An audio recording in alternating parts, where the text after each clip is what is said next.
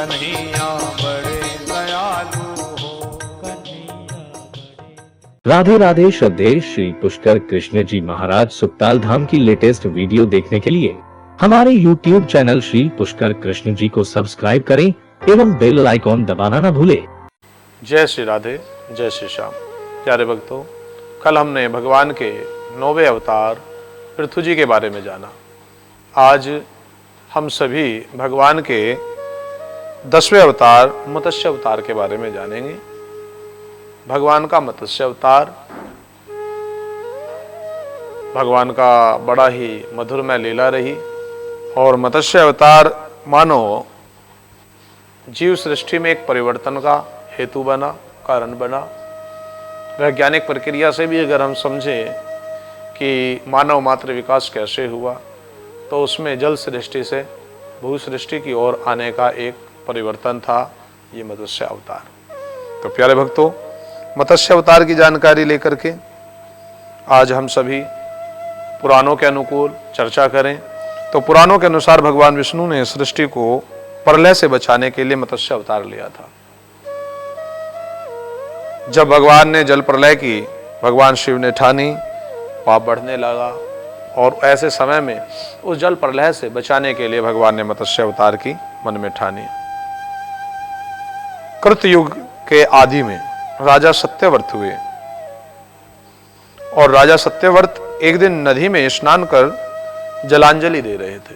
हमारी शुरू से परंपरा रही है, नदियों में स्नान इत्यादि करते हैं तो सर से ऊपर दोनों हाथों की अंजलि बना करके जलधारा सूर्य को देते हुए उसमें सूर्य का अर्चन ध्यान किया जाता है और ये प्रक्रिया बड़ी सुंदर है। प्यारे भक्तों, आज भी आप लोग जब स्नान इत्यादि कर लेते हैं तो सूर्य को प्रथम किरण के साथ जल देने के लिए जाते हैं, तो सर से ऊपर जल की धारा देते हुए हम सभी ने सूर्य की प्रथम किरण को देखना चाहिए।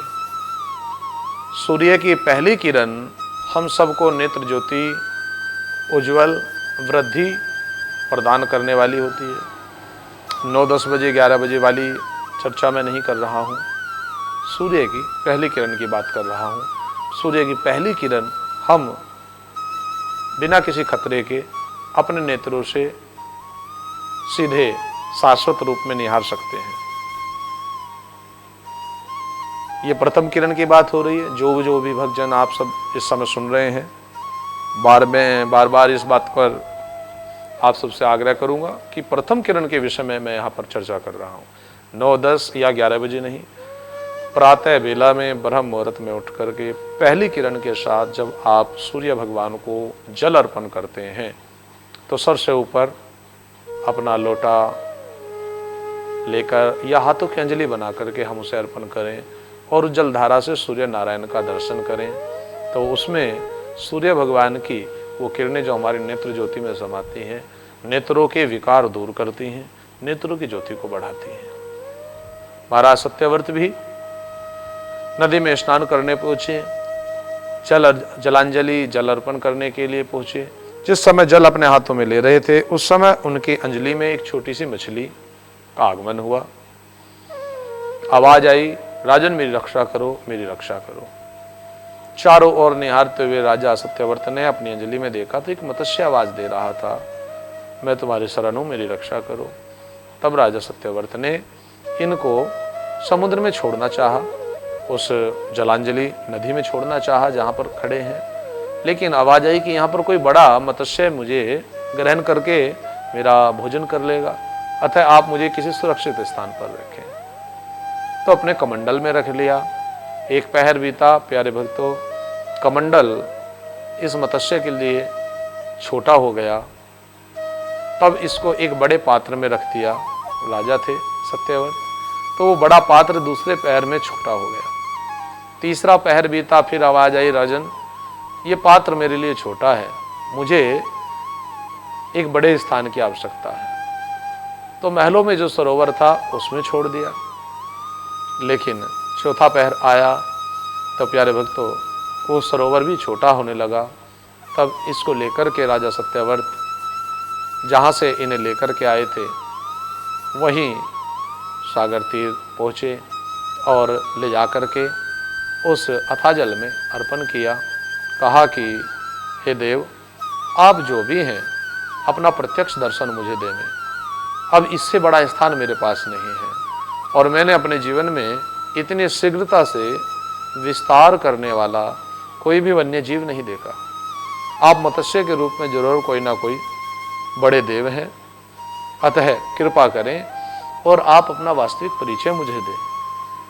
मैं अनभिज्ञ ये नहीं जान पाया कि आप कौन हैं, तो अपने बारे में मुझे बतलाएं। जब हाथ जोड़ करके प्रार्थना की तो साक्षात मत्स्य के रूप में भगवान नारायण प्रकट हो गए और भगवान नारायण ने सत्यव्रत को अपना दर्शन किया। राजा की प्रार्थना सुनकर साक्षात 4 भुजाधारी भगवान विष्णु प्रकट हो गए और उन्होंने कहा कि ये मेरा मत्स्य अवतार है। भगवान ने सत्यव्रत से कहा कि सुनो राजा सत्यव्रत, आज से 7वें दिन बाद प्रलय होगी और तब मेरी प्रेरणा से एक विशाल नाव तुम्हारे पास आएगी। तुम सप्त ऋषियों को, जो हमारे सप्त ऋषि मंडल हैं, 7 ऋषियों को, समस्त औषधियों को, भूमंडल पर जितनी भी औषधियां हैं प्यारे भक्तों, उन सभी दैविक औषधियों को लेकर तमाम बीजे, प्राणियों, सूक्ष्म शरीर अर्थात सारा सत्यव्रत के भगवान ने स्पष्ट कर दिया कि 7 दिन तुम्हारे पास है, जो जो तुम समेट सकते हो प्रकृति की गोद से उसको एकत्रित कर कर उस नाव में बैठ जाना, क्योंकि इस जल प्रलय से जो बच जाए अच्छी बात है। जल प्रलय के बाद जब पुनः सृष्टि वर्णन होगा तो उसमें तुम्हें जिन जिन चीजों की आवश्यकता होगी उनको जरूर लेना। तो सत्यव्रत भगवान उनकी वाणी सुनकर के महाराज सत्यव्रत ने इन सभी चीजों को एकत्रित किया और लेकर के नाव के समीप पहुंचे। भगवान ने कहा कि जब तुम्हारी नाव डगमगाने लगेगी तब मैं मत्स्य के रूप में तुम्हारे पास आऊंगा। उस समय तुम वासुकी नाग के द्वारा उस नाव को मेरे सींग से बांध देना। उस समय प्रश्न पूछने पर मैं तुम्हें उत्तर दूंगा, जिसमें मेरी महिमा का पर ब्रह्मा नाम से विख्यात है तुम्हारे हृदय में प्रकट हो जाएगी। तब समय आने पर मत्स्य रूपधारी भगवान विष्णु ने राजा सत्यव्रत को तत्व ज्ञान का उपदेश दिया, जो तत्व ज्ञान का उपदेश प्यारे भक्तों आगे चल करके मत्स्य पुराण के नाम से प्रसिद्ध हुआ। उस नौका में जब चारों ओर जल प्रलय, जल सृष्टि हो रही थी, तो भगवान नारायण मत्स्य के रूप में उपस्थित हुए और वासुकी नाग की डोर से बांध करके नौका को लेकर के महाराज सत्यव्रत आगे बढ़े। विचारणीय है कि वो परिस्थिति कितनी अद्भुत, अविस्मरणीय, अकल्पनीय रही होगी। वह परिस्थिति कितनी भयंकर रही होगी जब चारों ओर अथाह जल उमड़ उमड़ करके आ रहा होगा। कल्पना मात्र करने से प्यारे भक्तों रूह कांपने लगती है कि जल पृथ्वी की सबसे बड़ी शक्ति है। जल 3 हिस्से और 1 हिस्से भूमि। अगर जल का अस्तित्व बिगड़ता है, 3 हिस्से जल है, 1 हिस्से भूमि है, और उस 3 हिस्से जल में आपको जानकर हैरानी होगी कि सारा पानी पीने योग्य नहीं है। 3 हिस्से जल में 1 हिस्से भूमि है और इस 1 हिस्से में भी आधा हिस्सा पानी पीने योग्य है, जिसको आज हम सभी अपने कर्मों के द्वारा नष्ट कर रहे हैं। आज स्थिति ये बन गई है कि घर घर जब हम लोग कथा के माध्यम से जाते हैं अलग अलग जिलों में, क्षेत्रों में, प्रदेशों में, देशों में, विदेशों में, तो सभी स्थानों पर पानी पैकिंग का, घरों में भी देखते हैं तो आरओ लगे हुए हैं। आज जल स्तर गिरता जा रहा है। कहाँ नदियां बहती थी कुएं तक सिमट गए, कुएं से फिर नल पर सिमट गए, नल से पानी की मोटर, मोटर से टंकियां और टंकियों से समरसेविल तक आकर के व्यक्ति सीमित हो गया। समरसेविल के पानी को भी आरओ से फिल्टर करना पड़ रहा है। आखिर जनजीवन कहाँ लेकर के मनुष्य जाएगा?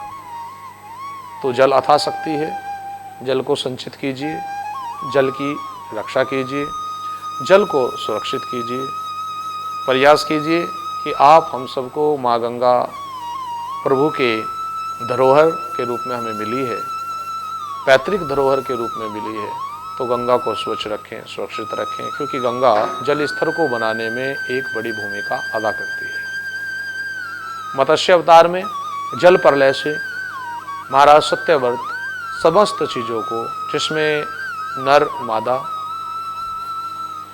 4 पांव पर दौड़ने वाले जंतु, 2 पांव पर रहने वाले पक्षी, सभी के एक एक जोड़े को लेकर के उस समय नाव में सवार हुए। ज्ञान का रूप, क्योंकि अगर संस्कृति को बचाना है, संस्कार को बचाना है, तो ज्ञान को धारण करने वाले पुस्तकों को तो देखो समेटा नहीं जा सकता था, तो जिन्हें कंठस्थ था वे सप्त ऋषियों को अपने साथ में ले लिया और उन सब को लेकर के भगवान को पुकारा कि हे प्रभु, मेरा कोई ना सहारा बिन तेरे, नंदलाल सावरिया मेरे।